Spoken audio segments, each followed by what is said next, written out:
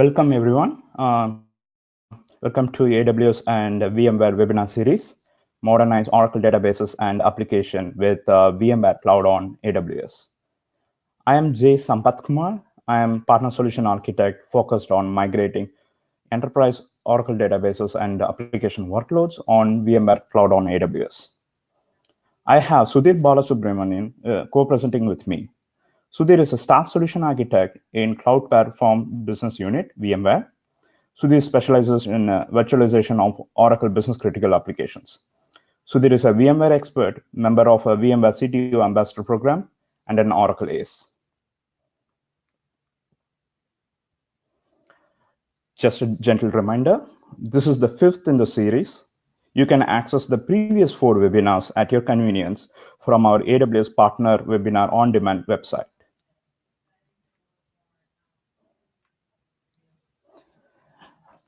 Here's the agenda of the webinar. We will take a brief look into VMware Cloud on AWS. We will walk through the benefits and use cases of running Oracle workloads on VMware Cloud on AWS. Sudhir will walk through how to deploy and migrate Oracle workloads on VMware Cloud on AWS. We will wrap up with Q&A session at the end with some promotions.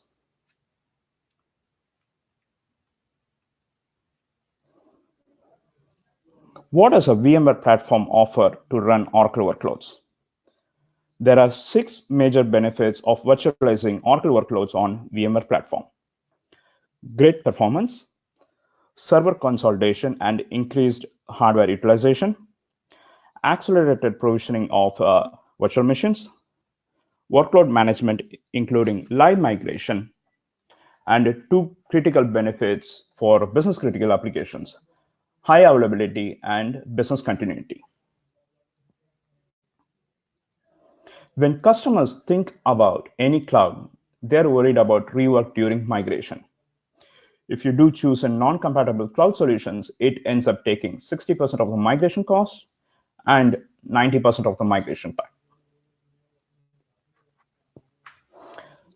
So the customers like choosing like an integrated cloud. Okay, some customers want a hybrid cloud. They're looking at best of both worlds. They want all the benefits of the cloud, like scalability, on-demand provisioning, but skill sets of on-premise solution. This is where we talk about like the cloud contains like 60% of migration costs and 90% of migration time when you choose your non-compatible cloud solutions. What are the common challenges with hybrid cloud adoption? Some of the common challenges that see with hybrid cloud adoption are multiple virtual machine formats, incongruent networks, and operational inconsistency, okay, between your on-premises and VMware Cloud on AWS. And customers are forced to learn new skill sets and tools. And there is not a single pane of glass to view both your on-premises and your cloud solutions when you compare to control and monitoring mechanisms. So enter VMware Cloud on AWS.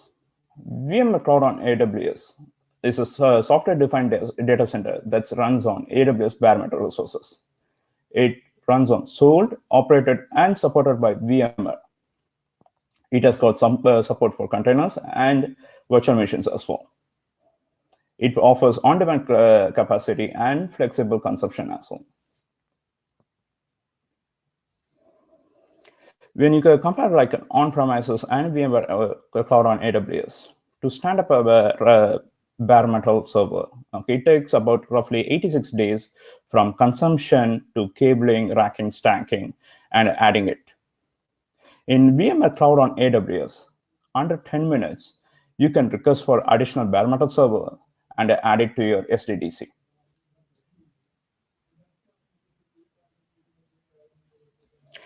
VMware Cloud on AWS covers multiple global AWS regions. Quite recently, in March 2009, we launched in 3 new regions, in Singapore, Canada's Central Region, and Europe Paris region. In the rest of the 2019, we will expand VMware Cloud on AWS to global regions.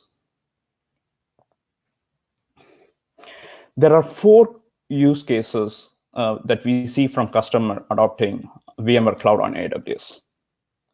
One is data center extension. Second is disaster recovery. Third is cloud migrations. Fourth is next generation apps. We will look into each of those use cases in detail in the next few slides. The first use case is a data center extension. VMware Cloud on AWS provides an on-demand capacity.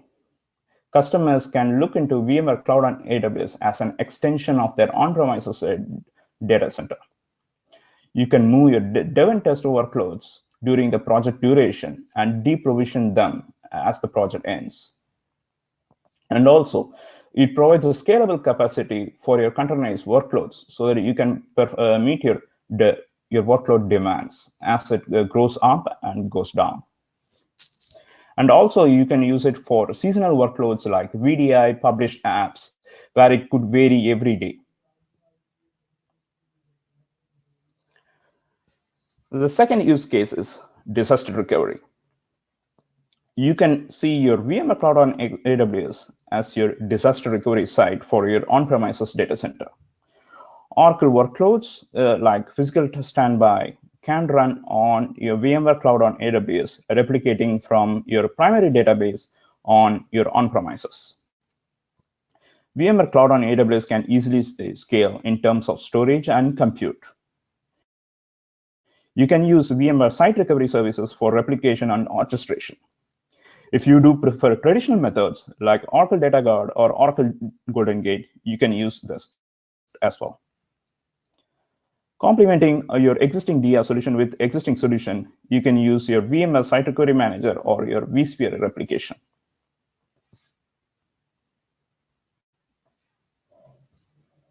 The major one which customer sees is cloud migration. You can migrate an individual application with a combination of application servers and database into VMware Cloud on AWS. You can also migrate a group of applications, which in case is most common with majority of our users because of integrations to VMware Cloud on AWS.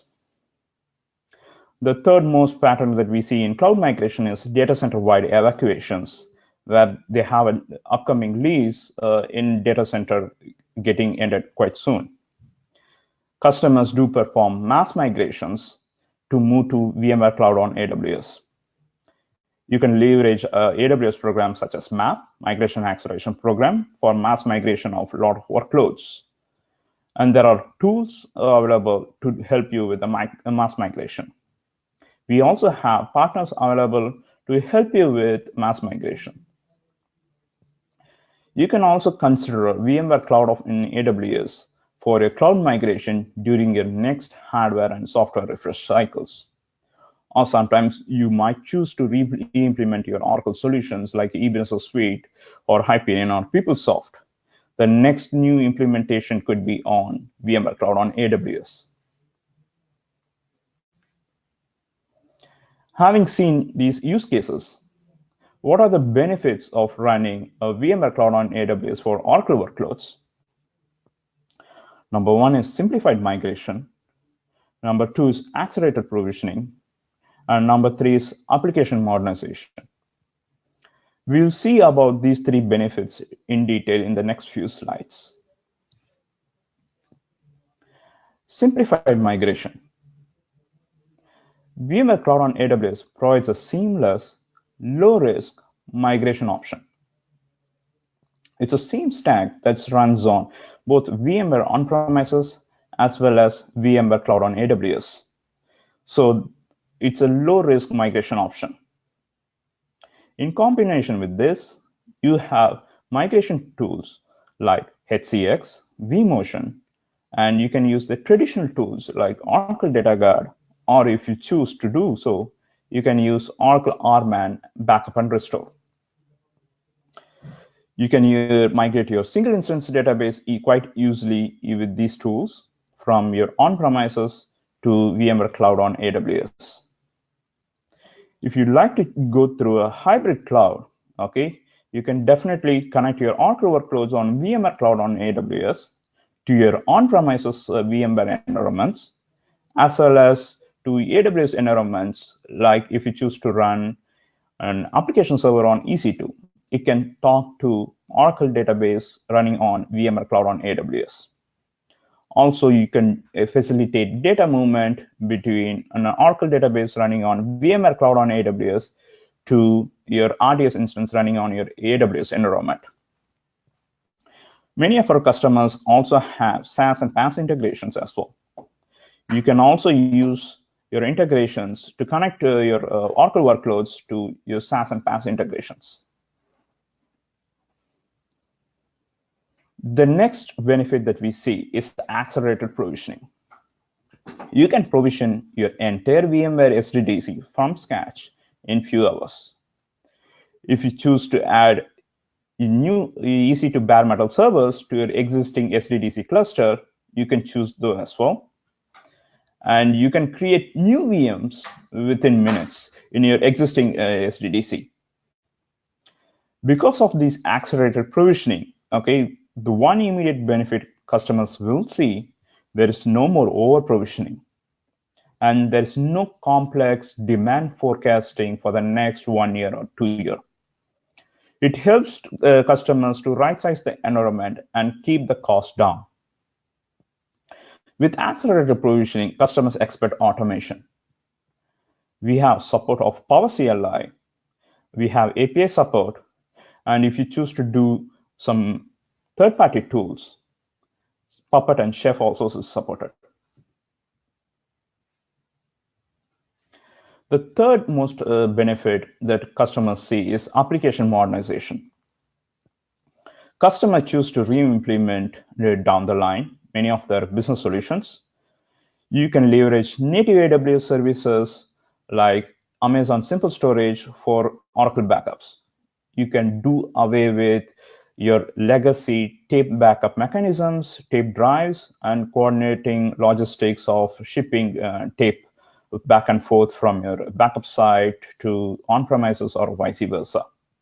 Amazon Simple Storage Service provides a storage mechanism for your Oracle backups. Customers running multiple web application servers can use Amazon AWS Elastic Load Balancers as well to load balance their web traffic, and also AWS Directory Services for managed directories AD services. Customers choosing to use a serverless framework can use AWS Lambda in conjunction with Oracle workloads running on VMware Cloud on AWS. Many of the customers choose to move data in and out of Oracle databases as part of their data warehouse or analytics services. You can use any of our Redshift, Amazon Athena, Amazon Kinesis, or for dashboards, Amazon QuickSight, to move your data out of your Oracle databases or perform analytical services. So what solutions are covered in VMware Cloud on AWS?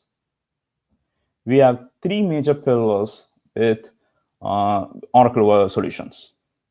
Number one is Oracle Business Critical Applications like Oracle E-Business Suite R12, PeopleSoft, Campus, and Financial Solutions, Hyperion, Oracle Access Management, Oracle Identity Management, are also called as OAM and OID.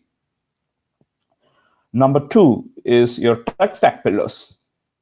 It could be Oracle databases, it could be Oracle WebLogic, or any of a replication tech stack like Oracle Golden Gate. The third most important thing that we see with customers is there's a lot of complex architecture pattern. Customers can run Oracle RAC or Oracle Real Application Clusters. They can choose Oracle Data Guard or Oracle Active Data Guard. And they can run Oracle WebLogic clusters as well. With these three things, I'm inviting Sudhir to take over and talk through the migration and deployment of Oracle solutions on VMware Cloud on AWS.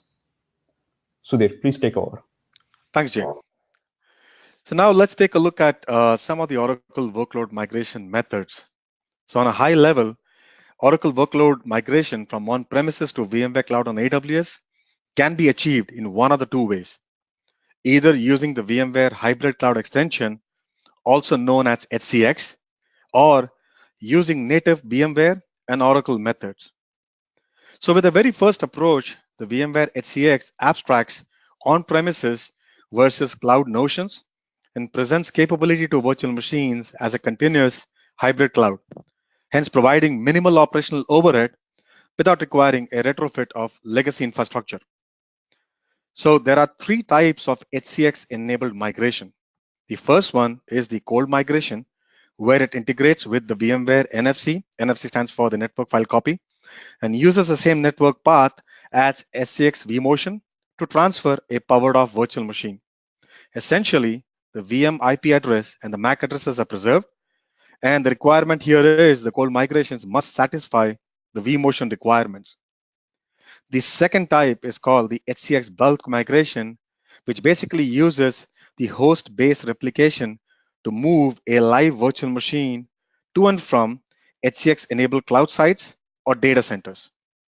To reduce the downtime, the source virtual machine remains online during the replication, and it is bootstrapped on the destination ESXi host after the replication process completes.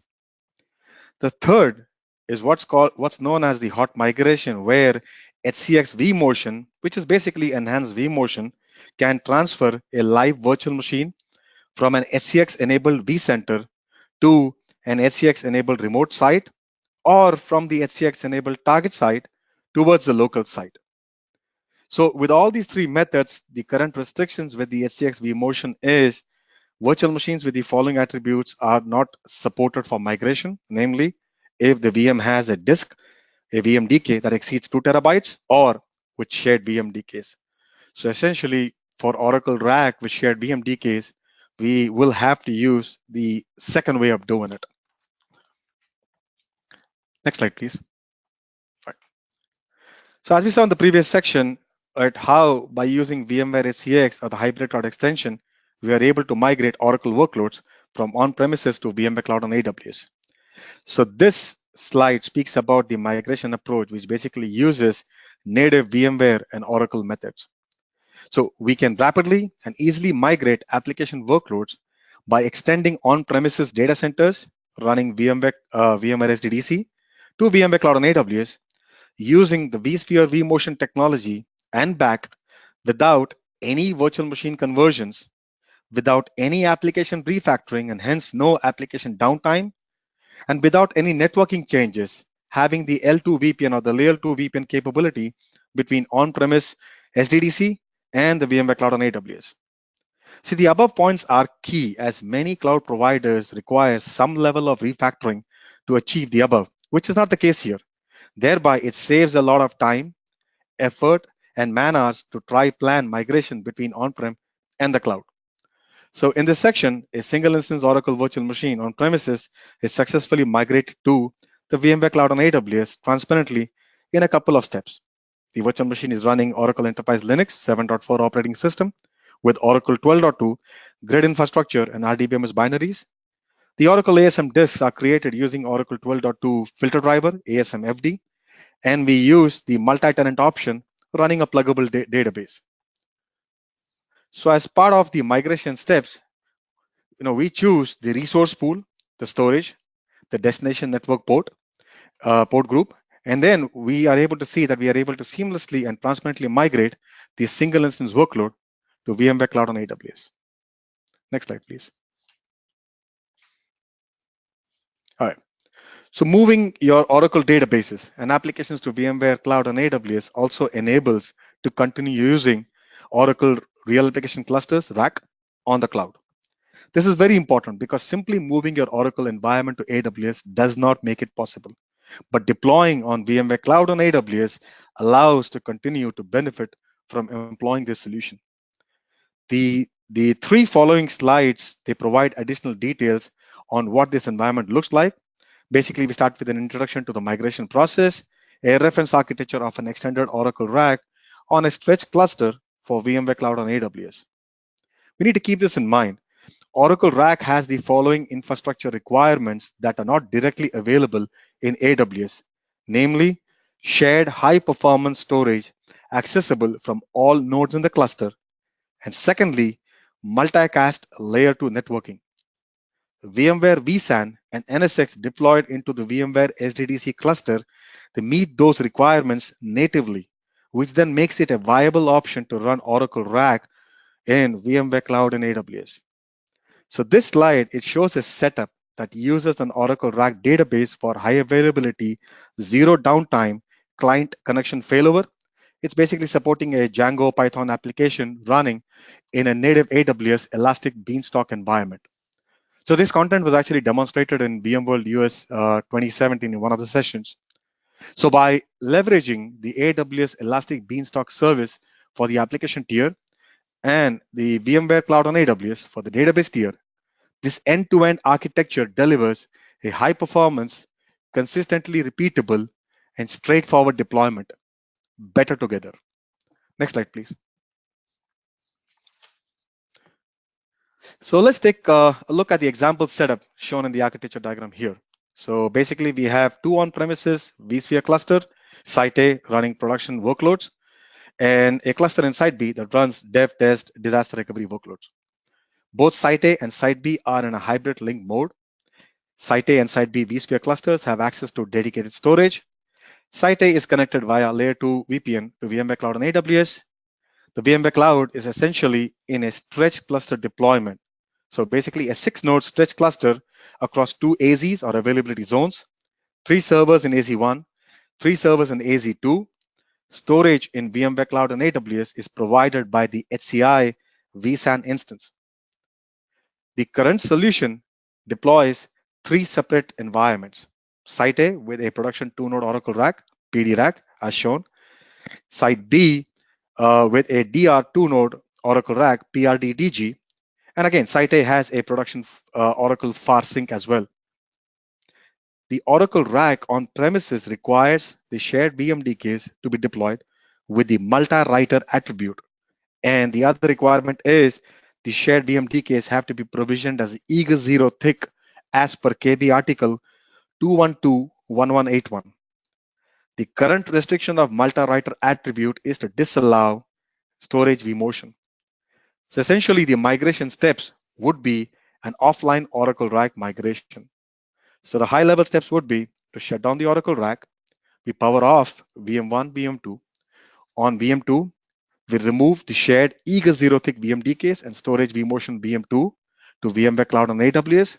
On VM1, we remove the multi-writer flag from the eager 0 thick VMDKs and storage vMotion VM1 to VMware Cloud on AWS. Unfortunately, what happens is the eager 0 thick VMDKs are converted as lazy 0 thick. So what we need to do is add new eager 0 thick VMDKs with multi-writer, the same size as the lazy 0 thick VMDKs, to VM1. We start up VM1, use the Oracle ASM rebalance to add and drop ASM devices, then go ahead and drop VM1 lazy 0 thick VMDKs, the older ones. And then on VM2, we add the new eager 0 thick VMDKs with the multi-writer at the same SCSI position and start the Oracle rack up. Next slide, please. So with VMware Cloud on AWS, essentially ESXi hosts by default, they reside in a single AZ and they are protected by vSphere HA. A feature called Stretch Clusters for VMware Cloud on AWS is designed to protect against an AZ failure. So applications can now span multiple AZs within a VMware Cloud on AWS cluster. I mean, as we all know, extended Oracle rack provides greater availability than local Oracle rack. It essentially provides extremely fast recovery from a site failure, and it enables all servers in all sites to actively process transactions as part of a single database cluster. Running extended Oracle rack on stretch clusters for VMware Cloud on AWS provides the same advantages as traditional Oracle rack across data centers and sites, in addition to the AWS AZ level protection that stretch clusters for VMware Cloud on AWS provides. So an important aspect of any Oracle rack configuration on VMware SDDC is to make sure or to ensure that the Oracle rack virtual machines are not scheduled on the same physical ESXi server, because it basically negates the HA proposition that VMware SDDC has to offer. That is, the infrastructure level infrastructure level HA provided by VMware SDDC to complement the application level HA provided by Oracle Rack. So to achieve this, we need to specify VM anti-affinity rules for rack virtual machines, which forces the VMs to remain apart during failover actions. In addition to that, in case of an extended Oracle rack across multiple site or AZs, the best practice is basically to spread the Oracle rack virtual machines across multiple sites to ensure HA across the sites, in addition to the infrastructure and application level HA, which basically ensures that all Oracle rack virtual machines do not land on the same site at the same time. So this is achieved using compute policies, tags, and attributes, which allows you to attach metadata to objects in the vSphere inventory. So the deploying and migrating of Oracle workloads from on-premises to VMware Cloud on AWS, this has been documented in detail in a reference architecture document, which will be provided in the resource section. Next slide, please. Well, to wrap up, the VMware Cloud on AWS brings VMware Enterprise Class Software Defined Data Center SDDC software to the AWS Cloud. Powered by VMware Cloud Foundation, this service basically integrates vSphere, vSAN, and NSX along with VMware vCenter management and is optimized to run on dedicated elastic bare metal AWS infrastructure. Keep in mind, we can rapidly and easily migrate application workloads by extending on-premise data centers running VMware SDDC to VMware Cloud on AWS using vSphere vMotion technology in back without any VM conversions, without any application refactoring, without any application downtime, without any networking changes, essentially having the L2 VPN capability between on-prem SDDC and VMware Cloud on AWS. And these above attributes are key, as many of the cloud providers do not provide that. So all Oracle workloads, including Oracle Rack, Extended Oracle Rack, are supported on VMware Cloud on AWS. So the next step to take advantage of this is to contact your AWS VMware representative for building a POC or a pilot for migrating your Oracle workloads to VMware Cloud on AWS. Well, you can also send an email to aws-vmware-cloud@amazon.com. Next slide, please. All right. So we are running 3 promotions for VMware Cloud on AWS. The first one is a starter single host SDDC. So basically sign up for the single host SDDC and test out the service, build a POC or demo, and understand the features and capabilities of the service.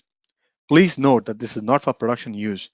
With the current promotion, you will get 20% off on the single host instance for the first 3 months.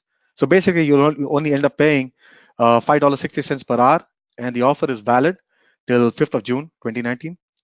The second offer is production 3 host SDDC for the price of 2. This is another promotion where you will get 3 VMware Cloud on AWS host for the price of 2 hosts, and you can use these instances for production use. This offer is basically valid till 2nd August 2019. You can find more information about the offer pricing, the terms, the condition, etc. on the page on the link given. So just scan this QR code and it will take you to the pricing and the promotion page. Next slide, please. All right, so VMware Site Recovery Promotion. As you might know, the VMware Site Recovery is an add-on provided on top of VMware Cloud on AWS service used for disaster recovery use cases. Currently, we're running a promotion where you get free VMware Site Recovery add-on for up to 90 days for a max of 200 virtual machines. So you can learn more about it at that link provided. And of course, sign up for the promotion by scanning the QR code. Next slide, please. Right. So here are some of the important resources for VMware Cloud on AWS. Essentially, you can learn more about the service at the link provided. You'll also find information about the typical use cases, pricing, ecosystems, and many more learning resources. You can also get more technical information in the white papers. The links are provided as well. Essentially, the Oracle workloads and the VMware Cloud on AWS deployment, migration, and configuration guide. The Oracle database performance, VMware Cloud on AWS, which is basically a performance white paper. And also, we have a lot of blogs that talks about everything related to running Oracle on VMware platform. And that is something that you can find in the Oracle on VMware Cloud one-stop shop. It includes articles around running Oracle on VMware platform, from on-premises to running and migrating Oracle to VMware Cloud on AWS. You can also find tools related to total cost of ownership calculations for VMware Cloud on AWS. Essentially, the VMware Cloud on AWS pricing calculator that gives you an estimate of your costs for SDDC setup in VMware Cloud on AWS as per your business requirements. The second one is the sizer tool, the VMware Cloud on AWS sizer tools that helps you to size the environment as per your requirements. And third, the VMware Cloud on AWS TCO tool that helps you to compare VMware Cloud on AWS TCO with Azure and with native cloud instances. So please check out the latest VMware Cloud on AWS roadmap on the links as shown in the slide here. You can also follow us on Twitter at VMware Cloud AWS. You can also check out our YouTube channel that showcases the videos on VMware Cloud on AWS, service overviews, feature demos, webinars, as well as customer success stories. Next slide, please.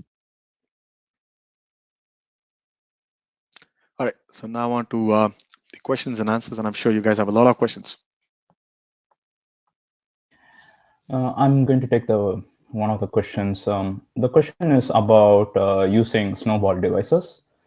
So you can use Snowball devices to migrate your Oracle workloads to VMware Cloud on AWS.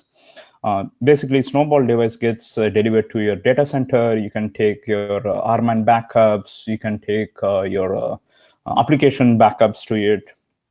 And then when you re-deliver it back to AWS, all these backups, which are written in an encrypted format, okay, gets moved to S3 bucket that you have predefined it. This S3 bucket is available in VMware VMs as an NFS mount point.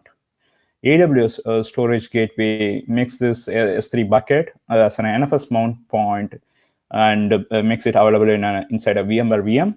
Then you can use that to restore your databases, your application servers.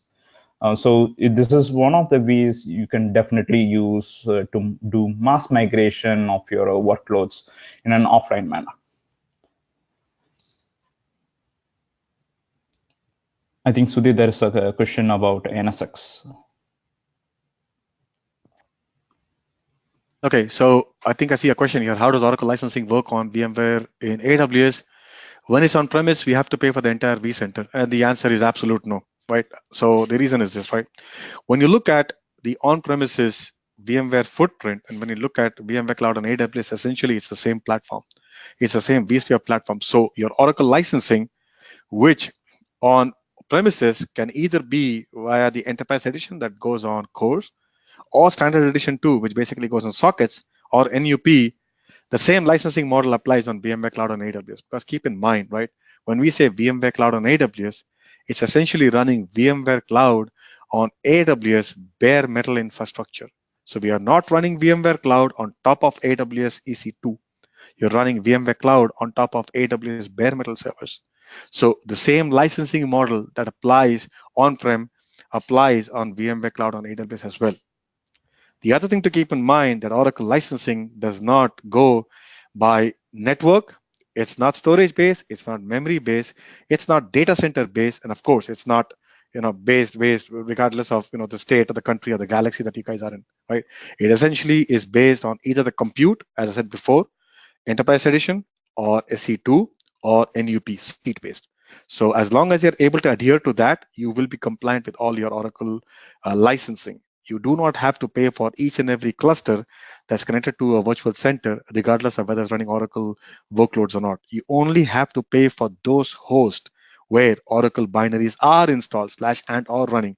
Because if you were to look at the OLSA or the OMA, right, processors are defined as those processors where Oracle binaries are installed / and or running. So the the emphasis is on the current usage of processes, not futuristic usage. So in a nutshell, Oracle licensing on-prem is exactly the same as Oracle licensing on VMware Cloud and AWS. And if you look at the one-stop shop link, there is an Oracle licensing blog on VMware Cloud and AWS that basically enhances this point and explains it in much further detail. All right. I'm not okay. Jay, was there another question? Yeah, the question is NSX mandatory to perform vMotion from on-prem to VMware Cloud on AWS? So I'm gonna say yes, and I'm gonna take that as an action item. But yes, NSX, you definitely need a direct connect, right? You definitely need a direct connect to go from on-prem to VMware Cloud on AWS, and HCX is one of the way that you're able to achieve it. So I'm going to take one question on server migration service. So server migration service is to perform migrations to AWS native EC2. Okay, so you have a good solutions like HCX, vMotion to directly perform VM migration from VMware on-premises to your VMware Cloud on AWS. You don't necessarily have to use a server migration service.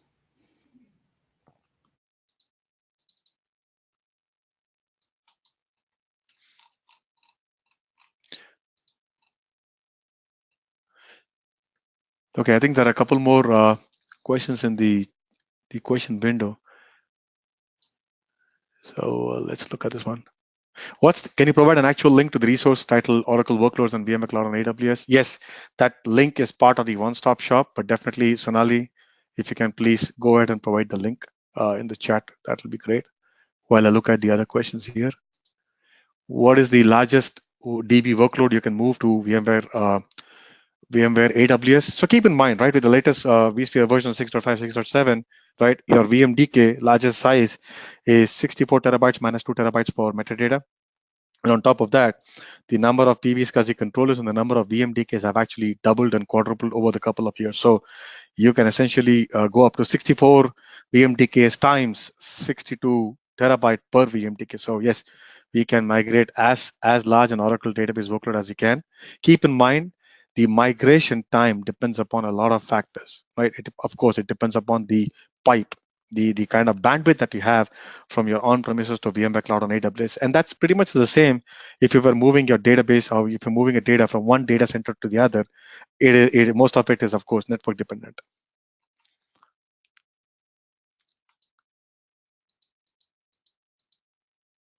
So the other question was, how can we get the links presented in the presentation? The presentation and the presentation will be made available to you guys after the webinar. So definitely you guys can take advantage of that. Apart from that, Kate, Jay, am I missing any other questions here? Yeah, so I'm just going to have one generally addressing questions because there is some leaning towards like POCs. So if you do engage either a AWS representative or a VMware representative, so we have partners who can help you with migrating Oracle workloads. These could be license review partners who can review your license review contracts as well, and as well as migration partners who are very experienced with VMware Cloud on AWS and VMware on-premises, plus they have quite a deep knowledge about Oracle workloads. So, so who can give you the necessary know-how, knowledge, or even assistance during your migration. Okay. So I think we have two questions which are very similar. One was, how do you protect customers from Oracle licensing applications, right? And the other one was, what about the Oracle licensing rules on VMware? Do they apply here as well? The answer to both of them is yes, as long as you adhere to the Oracle licensing rules on-prem. Essentially, I've already said that licensing rules on-prem is no different than licensing rules on VMware Cloud on AWS. Please look at the one-stop shop, the blog post. It has all the necessary links that that speaks about Oracle licensing on-prem and also Oracle licensing on VMware Cloud on AWS. So the name of the game is to make sure that either we go with a dedicated cluster vSphere cluster or a shared vSphere cluster with a must affinity rule. That way, we are able to now create a effective compute enclosure, which will help with the Oracle auditing and to prove the fact that we never vMotioned or storage vMotioned our virtual machines out from this compute enclosure, right? So please do have a look at the links. Again, those links will be provided as part of the presentation. And there is one question for support for SAP on VMware Cloud. Okay, please reach out to your AWS or VMware counterpart. We are definitely looking into it for support for SAP on a VMware Cloud. This is something that we are already working on, irrespective of what the database is. Is it Oracle, SAP, I mean HANA, Sybase, or whatever this thing? But as a SAP, as an application, we are definitely working on it. Please reach out to AWS or VMware representative for the timing.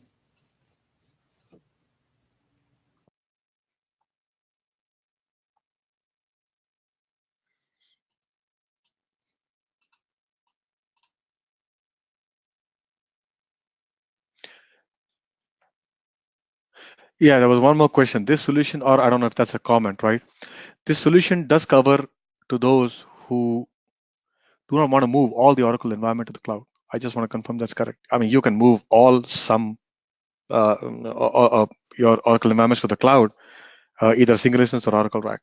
So basically, you either have one of the two ways of doing it, either using the infrastructure way of doing it, which is basically using the hybrid cloud extension, HCX, or if you wish to use the Oracle native and the VMware native way of doing it, the deployment guide, which is essentially 150 pages in size, essentially covers every detail of it. So an example is a 2-node Oracle Rack 12.2, essentially, which has all of the greatest and the wills and bizzles of 12.2, right? And I put in all the steps as to how you're able to move it from on-prem to the cloud.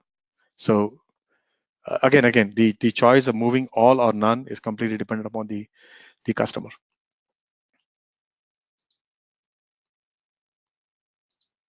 Okay, where is the one-stop shop you're talking about? So if you look at the resources page, again, the webinar will be made, the presentation will be made available to you. There is a link, right? The one-stop shop link, and that's essentially a blog that I come up with that has, it is basically a pointer to all the collateral, Oracle collateral that we have on VMware.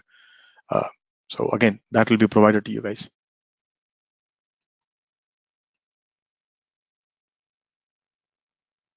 There is a question about EBS storage. So currently we have i3 bare metal, okay, with NVMe storage. In the future, down this year, okay, we are also looking at R5 metal with AWS EBS storage attached. That is definitely in the roadmap that is going to come up shortly.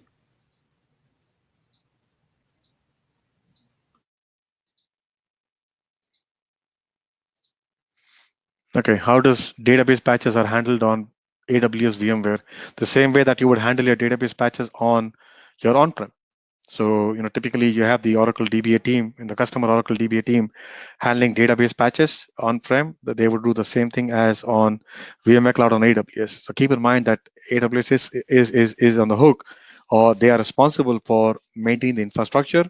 The applications, the same way that you handle them on premises is how you will handle them on VMware Cloud on AWS. I mean, this is kind of different than the RDS on VMware Cloud, RDS option on-prem, right? Wherein Amazon has you give Amazon the choice of managing your Oracle workloads, right? If that's not the case, then the same way that you manage your database patching, your configuration, installation, your data masking, refreshing, cloning on-prem is exactly the same way that you would do on VMware Cloud on AWS.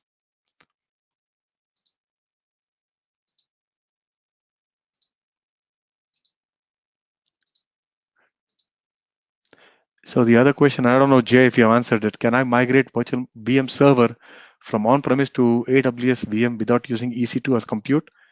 If I'm getting a question correct, yes, that's what the VMware Cloud on AWS is. You are able to migrate your virtual machine from on-premises running VMware SDDC platform to VMware Cloud on AWS, right? And you will be basically either using an enhanced vMotion, using HCX, or using the mix of Oracle and VMware native methods moving from on-premises to the cloud. So essentially, you'll be on the VMware platform. So and then there you, is. go ahead, please. No, go ahead. Finish your. Yeah. So yeah, once you're on VMware Cloud on AWS, you have the option of using native AWS services. Like you can use EC2, you can use EPS, EFS, and Jay, please add to it. Yeah, so EFS is definitely available. Yeah, then EBS is definitely we are looking to add a native R5 metal storage. Also, EFS is definitely available, and you can make an S3 as an NFS mount point, which is quite popular with Oracle backups. And to address another related question, the way you take backup here in this VMware Cloud on AWS for Oracle database is exactly the same RMAN script, okay, that you take your level 0, level 1 backup, incremental backups, or full backups, you dump it into an NFS mount point. Okay, this NFS mount point basically gets replicated to your S3 storage bucket. Okay, S3 storage bucket is our native object storage mechanisms which can retain your backups for a long time. Okay, and let's say there are some customers who would like to retain backups for let's say 7 years, 10 years. S3, you can trigger policies in S3 where, let's say, this backup which is more than 30 days, you can move directly from S3 to Glacier. Okay, and it gets into archival mode for like 7 years or 8 years or 10 years. When you want to recover it, it is much faster than tape solution. Okay, within a matter of 1 to 4 hours, you can restore the entire 7 years or 10-year-old backups, and it's made available in a VMware VM through an NFS mount point.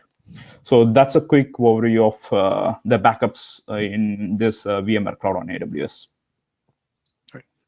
And I think there was another question from Arun, and that was, does VMware Cloud on AWS support Red Hat GFS? Answer is yes.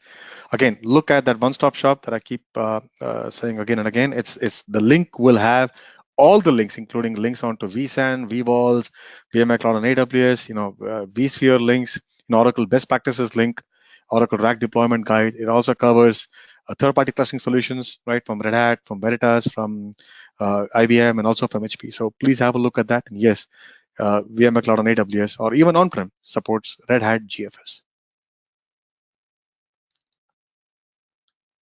There's a question about NVMe storage. NVMe storage is local hardware attached storage. Okay, that's being virtualized by VMware vSAN. Okay, it's not a third-party storage. It's a storage that is being provided as part of i3 bare metal servers by AWS infrastructure. I think there was another question about, are you looking to offer anything similar with other cloud providers, such as Oracle Cloud? So as of this point of time, officially, I am not aware of any such moves, but definitely if there's something in the offerings, you guys will be the first to hear about it. All right. How about file system monitoring? Do we have to use OEM for ASM monitoring, or does AWS VMware have any tools to do the same? So you guys keep one thing in mind, right? No Oracle tools or any of the Oracle tools that we have been using so far, right? Whether it's the $V sessions, whether it's the X dollar views, or whether it's the ADDM, whether it's the AWR or the ASH, the ASH reports, the active session history reports, or even the OEM, that doesn't go out of the window when one virtualizes Oracle workloads on VMware platform. You will be using the same tools of the trade, right? So you could, if you have OEM in shop, please continue to use OEM to do the same monitoring as you've been doing it on-prem or even on your physical infrastructure. So yes, you can use to do that.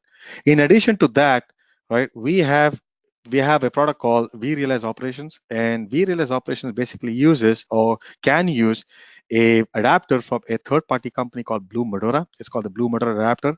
So essentially, the adapter, right, is able to plug into your Oracle Enterprise Manager and it can log on to the satellite databases managed by the OEM to extract any metrics that an Oracle DB is interested in and display it in the dashboard for any kind of troubleshooting, forecasting, or any kind of capacity planning thing.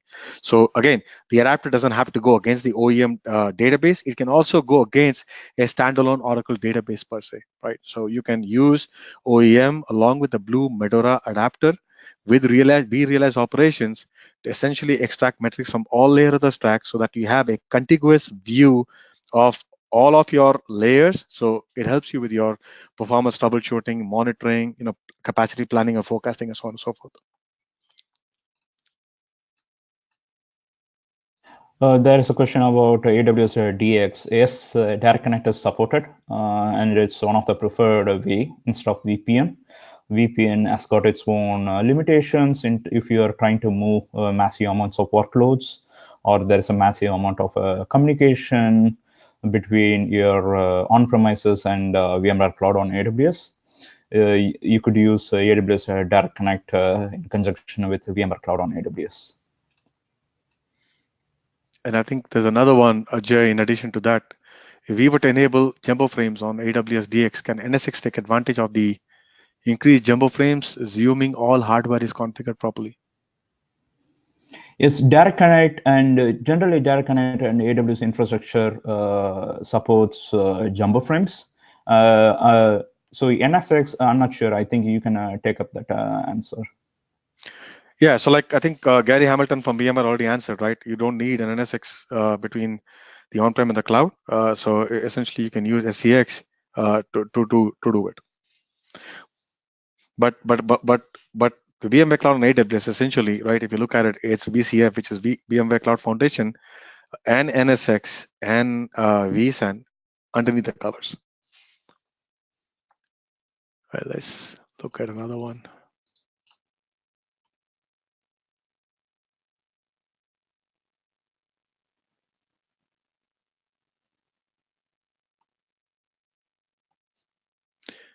And of course, there was one question like, will the webinar be archived and be online? I missed some of it. Yes, it will be. Yeah, you guys will get an email with the link. There is a question of AWS Outpost. Okay, so there are Outpost is like comes in two editions. One is a VMware edition, and other is AWS EC2 edition. Okay, pretty much a VMware edition is going to run a VMware stack. That means it's just going to be compatible with your VMware Cloud on AWS. Even if you choose to use AWS edition of AWS Outpost, okay, you can use technologies like Oracle Data Guard, Oracle Golden Gate, which are agnostic to any of the underlying hardware. So you can still replicate your on-premises to VMware Cloud on AWS or VMware Cloud on AWS to on-premises as well.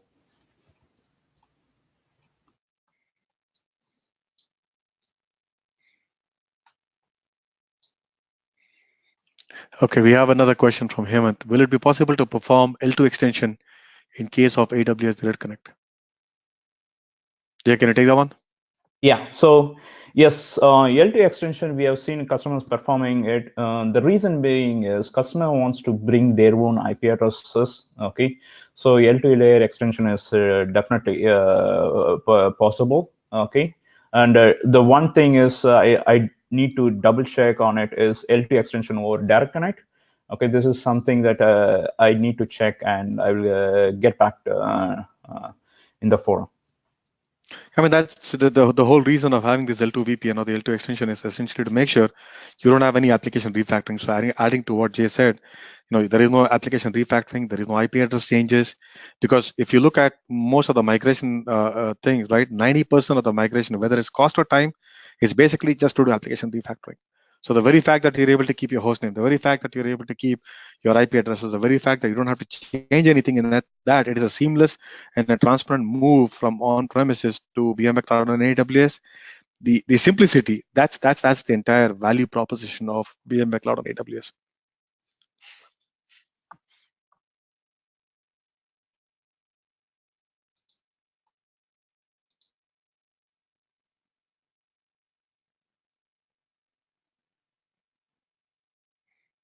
Do we have any more questions?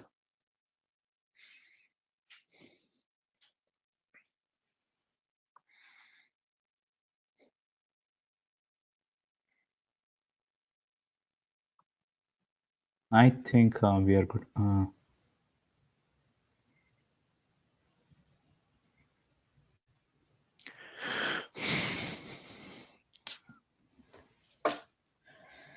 Thank you, John.